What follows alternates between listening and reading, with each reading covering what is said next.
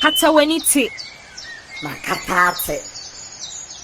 Wakata weni te ye no. Uhunu di. Na hoshe. Empeni si. Ye na ya. Yen soda ye. Sa pepepe. Dotie ka wo 19. Enka wo to. Eche se eka baakofo a eka abusua. Wodi wotu abura, wotan oyem. Yo. Odoto homa ko mmua. Yo, sa netie. Abraba homa ye de anante na etiti mu. Eso eni o. Odoto no ma si asane ebudisem nti na osedoto mu.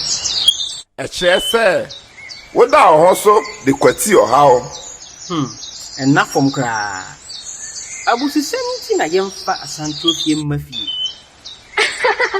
Eso eni o. Adwa de nanti asia.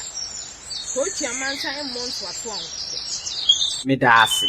Sanka didi dudu na ema kese a anka adwa nya nantuo. Adwa nya owu a bisansema. Hey. Dabo say. Onna no wu awia no. Wedi ama yasio. Adwa nwo ba ma onkose owansani. Hwe. Sansu na didi eba na yehunu tawia ne abamoba. Wedi ama yasio. Eche se adwuma bi ho ahosiesie na ema adwuma no che. Hey. Aposima kutire kro ya sanse.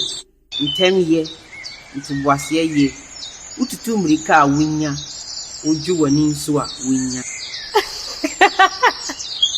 Adoyenti na nsiamu aka nemu.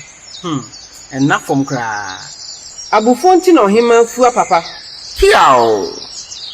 Edu se tiboto gruwa. Okoso didi a na eye opontani ya. Hey. Se upu okoto kwase a onyame hwe woto. Dia ebebre ama yate bia die no. Yenso eja nwu asie. Abusia di a yentwa. Wedi ama yasio.